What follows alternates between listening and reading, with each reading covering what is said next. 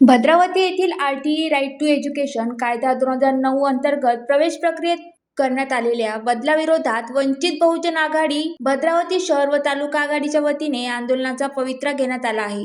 1 किमी अंतराची अट व पालकाच्या वार्षिक उत्पन्नाची मर्यादा 1,00,000 रुपये केल्यामुळे अनेक गरजू व पात्र विद्यार्थी प्रवेशापासून वंचित राहत असल्याचा आरोप करण्यात आला आहे. तसेच दुय्यम निबंधक कार्यालयातून भाडे करार नोंदणीची अटही जाचक ठरत असल्याचे निवेदनात नमूद करण्यात आले आहे. या पार्श्वभूमीवर 27 फेब्रुवारी 2026 रोजी तहसीलदारामार्फत मुख्यमंत्री व शालेय शिक्षण मंत्र्यांना निवेदन सादर करण्यात आले. यामध्ये 1 किमी अंतराची अट रद्द करून 5 किमी अपवादात्मक परिस्थितीत 10 किमी निकष लागू करावा, उत्पन्न मर्यादा 2.5 लाख रुपये करावी, भाडे करार नोंदणीची अट रद्द करावी, तसेच अर्ज सादर करण्याची मुदत वाढवावी, अशा प्रमुख मागण्या करण्यात आल्या आहेत. हा विषय विद्यार्थ्यांच्या भवितव्याशी संबंधित असल्याने शासनाने तातडीने निर्णय घ्यावा, अन्यथा तीव्र आंदोलन छेडण्यात येईल, असा इशाराही देण्यात आला आहे. निवेदन देताना राज्य कार्यकारिणी सदस्य कुशलभाऊ मेश्राम, तालुका अध्यक्ष राजरत्न पेटकर,